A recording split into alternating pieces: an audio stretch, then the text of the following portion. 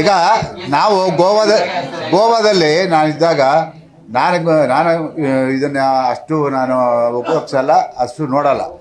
ನನಗೆಲ್ಲರೂ ಬಂದು ತೋರಿಸ್ತಾ ಇದ್ರು, ನೋಡಿ ಇಲ್ಲಿ ಹಿಂಗೆ ಬರ್ತಾಯಿದೆ, ಬೈಲ ಮಾತಾಡಿದ್ದಾನೆ, ಅವನೇ ಬಿದ್ದೋಗ್ಬಿಟ್ಟ ಗಣೇಶ್ ಅಂತ ಹೇಳ್ಬಿಟ್ಟು, ಈ ಥರ ಮಾಡಿದ್ದಾನೆ, ಈ ಥರ ಹೇಳ್ತಾ ಇದ್ದಾನೆ ಅಂತ ಹೇಳ್ಬಿಟ್ಟು. ನೋಡಿ ದಯವಿಟ್ಟು ಅವ್ನು ಹೇಳಿದ್ದನ್ನು ಮಾಧ್ಯಮದವರು ಬಿತ್ತರಿಸ್ತಾರೆ, ಅದರಲ್ಲಿ ತಪ್ಪೇನಿಲ್ಲ. ಯಾಕೆ ಅಂತ ಹೇಳಿದ್ರೆ ಅವ್ನ ವರ್ಷನು ಅದು ಹೇಳಿದ್ದಾರೆ.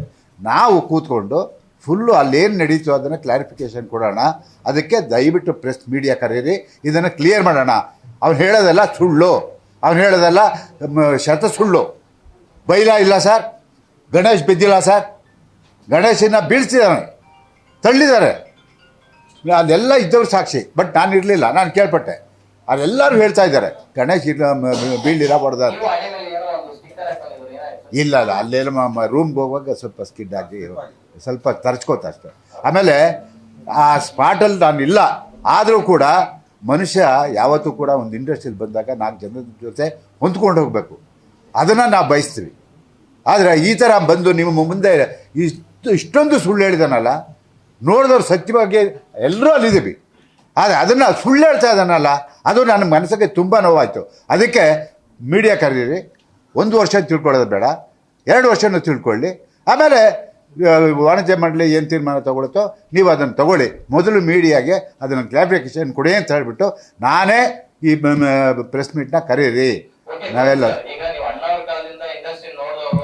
ಸಾಕಷ್ಟು ದಶಕಗಳ ಕಾಲ ಇಂಡಸ್ಟ್ರಿನ ಹತ್ತಿರದಿಂದ ಬಲ್ಲವರು, ಇಲ್ಲಿವರೆಗೂ ಈ ತರದ ಒಂದು ಘಟನೆಗಳು ನಡೆದಿಲ್ಲ, ಫಸ್ಟ್ ಟೈಮ್ ನಡೆದಿದೆ. ಒಬ್ಬ ಹಿರಿಯರಾಗಿ ಇದನ್ನ ಮುಂದೆ ಯಾವ ರೀತಿ ಪರಿಹರಿಸಕ್ ಮಾಡ್ತಾರೆ, ಈ ಸಮಸ್ಯೆಗೆ ಯಾವ ರೀತಿ ಒಂದು ಪರಿಹಾರ ಕಂಡುಕೊಳ್ತಾ ಇದ್ದಾರೆ? ಸರ್, ನಾನು ಒಂದು ಮಾತು ಹೇಳ್ತೀನಿ. ನಾನು ಇದನ್ನು ಇಲ್ಲಿವರೆಗೂ ಇಂಥ ಘಟನೆಗಳನ್ನ ನೋಡಿರಲಿಲ್ಲ.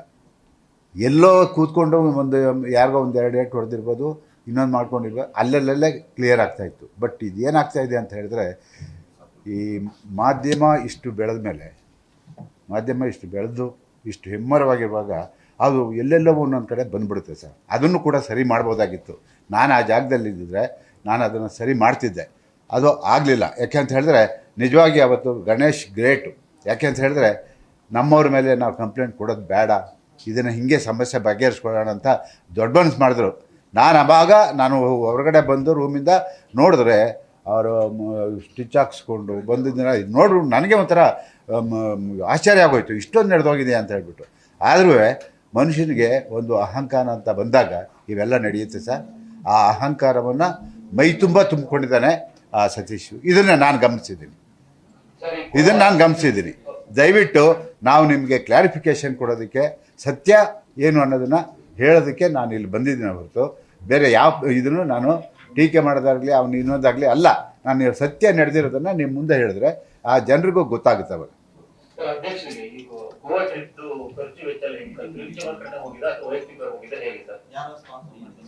ಸರ್, ಫಿಲ್ಮ್ ಚೇಂಬರಿಂದ ಹೋಗಿಲ್ಲ, ನಾನೇ ಮಾಡಿರೋ ಸರ್. ಅದು ಅವ್ರ ನನ್ನ ವೈಯಕ್ತಿಕ, ಅದು ಯಾರ್ದು ಇಲ್ಲ. ಫಿಲ್ಮ್ ಚೇಂಬರ್ ಖರ್ಚು ಮಾಡೋಕ್ಕೆ ಆಸ್ಪದ ಇಲ್ಲ.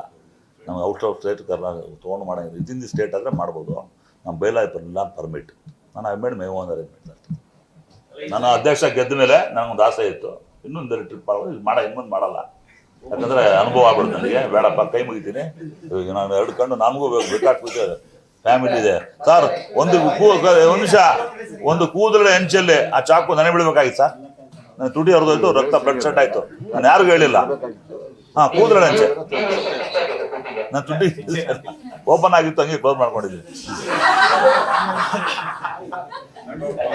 ಸರ್. ನನಗೆ ಗೊತ್ತಿಲ್ಲ, ನನಗೆ ಬ್ಲಡ್ ಹೋಗಿದೆ ಗೊತ್ತಿಲ್ಲ ಸರ್.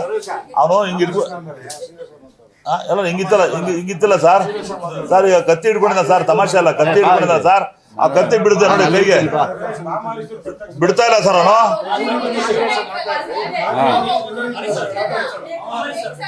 ಸರ್, ಈಗ ಅವರು ಸರ್ 50% ಮಲಗ್ಯಾರ್ರೆ, ಯಾರು ಇಲ್ಲ ಅಲ್ಲಿ.